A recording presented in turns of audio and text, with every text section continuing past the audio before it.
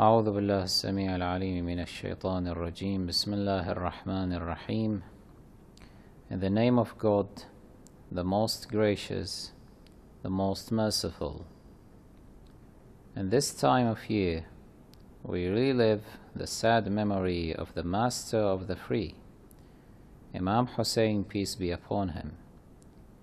We need to realize that as Muslims, had this great Imam not existed, we would not be able to be proud of freedom, because we would have lost this unique horizon of freedom in our history and sources. Freedom should be the first thing any nation would be proud of. And the nation which is missing assurance of the value of freedom and missing such greats who represent this freedom is a nation that cannot be proud of itself before other nations, especially if, on the other hand, its history is also unfortunately filled with oppression and slavery. Allow me to give you an example. The English nation, despite its religious and political history, being filled with teachings and laws towards the farmers and the poor, which made them slaves to nobles and pastors, and despite its history, especially in the Middle Ages, being filled with the harshest display of aggression and oppression, as the kings, motivated by the priests, used to punish anyone who disagreed with them by cutting their body parts or burning them alive. Despite all this darkness in the history and sources of the English nation still has the right to be proud of its unique horizon of freedom by saying, for example, 5 centuries ago, a great man rised from us. He is the Bishop John Hooper, who stood by the side of the poor and the weak against the oppression of the king's powers, the nobles, and the hypocritical religious clerks. When he was sentenced to be burned to death, just before they burned him, he said, "Carry on with your ruling. Send men and women into the devouring fires, and hang on to what you have from power, only that every spark from the fire that you light to burn the righteous people, a great light will be lit, opening the beloved path of freedom to mankind." And this is what actually happened. The more the oppressive rulers burned those who opposed them, accusing them of heresy and deviation, the more it burned its existence and pushed people to rebel more and more for the sake of freedom, until freedom won at last, and England became today known for freedom. Imagine if the English nation did not have such an example of freedom, which was embodied in Hooper and his likes, from those who sacrificed. Would it be able to be proud as it is today? And would freedom be victorious in this spectacular image? Likewise, imagine if the Islamic nation did not have an example such as Imam Hussein, peace be upon him. How can it be proud when, on the other hand, its history is full of monstrosity, oppression, and tyranny, whereby we have a tyrant such as Abu Bakr, who burned people alive, a tyrant such as Umar, torturing people with monstrosity, and a third tyrant such as Uthman, looting public wealth and distributing it amongst his close ones, leaving the average Muslim in hunger and poverty. And a war criminal such as Aisha, who caused mass death in order to take over towns and money and deviate morals. And after them, the kings of Bani Umayyah, who caused streams of bloodshed of innocent, killed, crucified, burned bodies, and raised decapitated heads on spears to frighten people. They were supported by all the hypocritical religious clerks as they brought them false religious excuses to carry out their deeds. Between all this darkness there was this horizon, the horizon of freedom. It is the horizon of Imam Hussein, peace be upon him. This remarkable leader of humanity, who stood on the side of the oppressed and the poor, and against the monstrous rulers and their priests. His sharp words against them still represent the real value of rejectionist Islam. He pointed his words towards the religious clerks, saying, "As for the rights of the weak you have disregarded, as for the rights which you think you deserve, you have claimed." He means that these religious clerks disregarded that the weak used to suffer from deprivation of rights. For all these clerks cared about was to ask more wealth and authority for themselves from the rulers, claiming this was their right.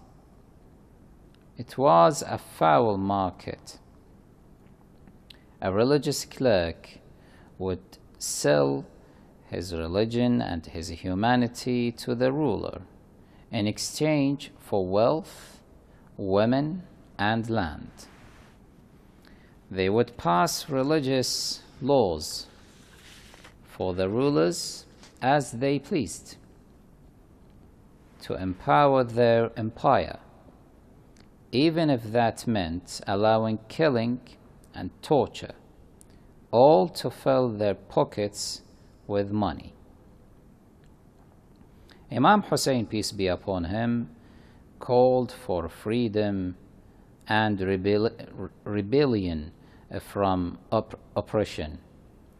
It was normal for these hypocritical religious clerks to oppose him, some of which did not even have the bravery or discipline to admit the true reason for the opposition, which was to benefit from the authority.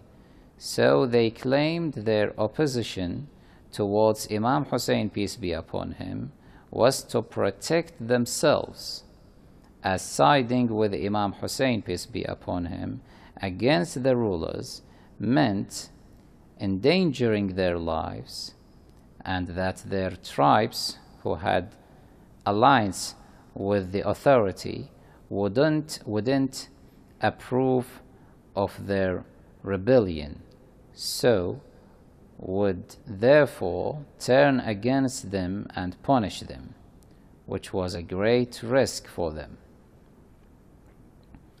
Here was the mighty stand of bravery from Imam Hussein, peace be upon him, as he called for sacrifice and risk, rebuking their foul ways, calling out, "How can you expect God to grant you paradise and make you neighbors to the prophets without risking your lives, without giving money to the weak, without your tribes opposing you because of you demanding your rights?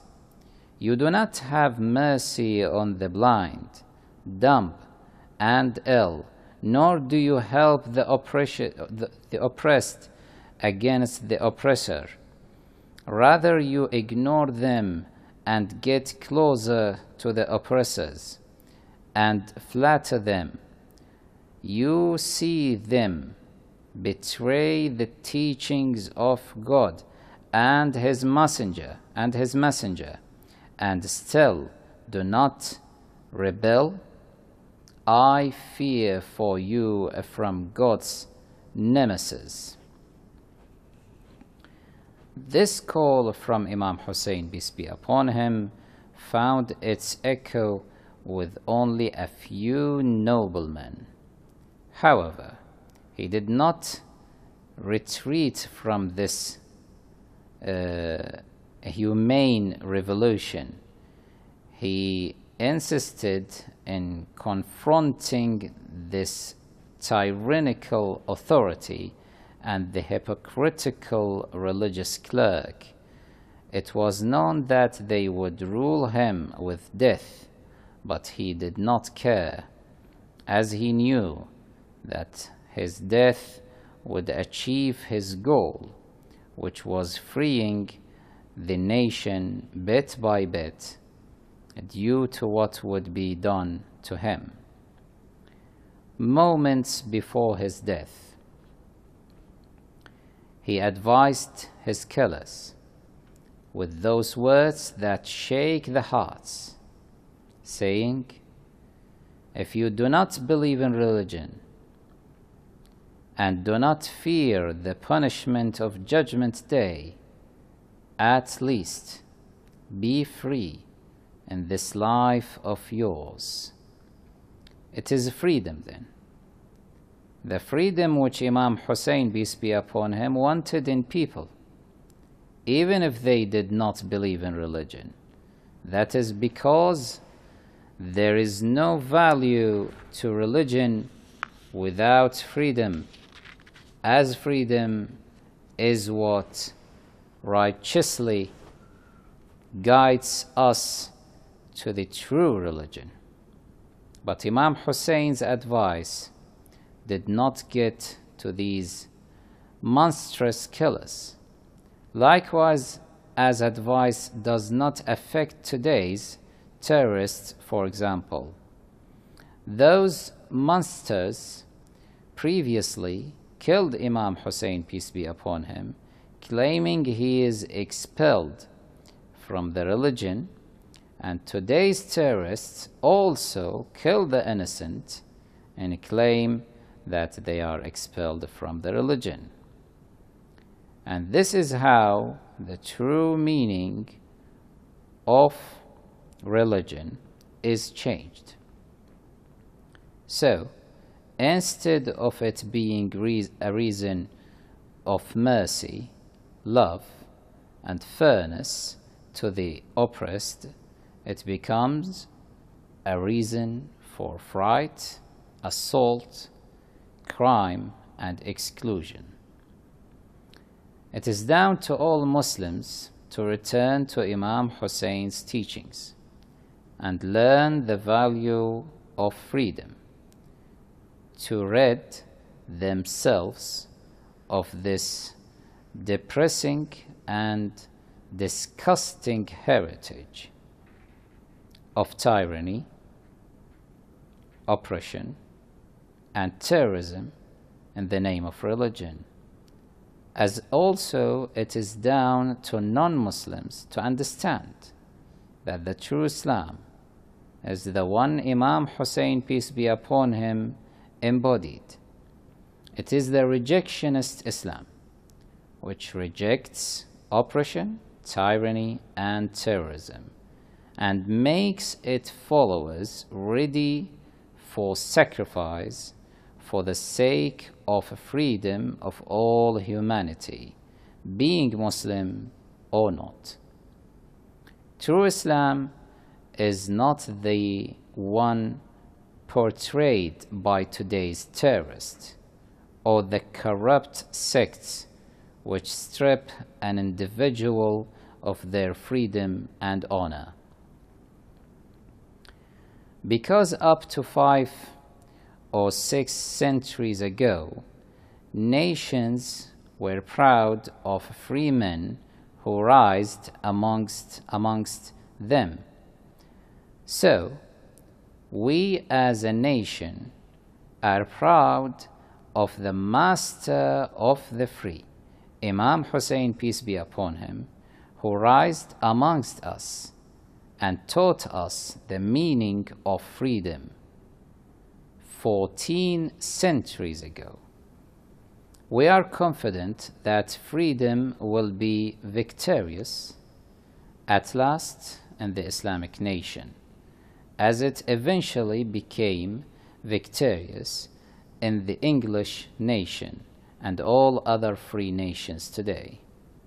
Our nation has the right to be proud of Imam Hussein, peace be upon him, as had it not had this example of the horizon of freedom, it would not have had anything to be proud of at all.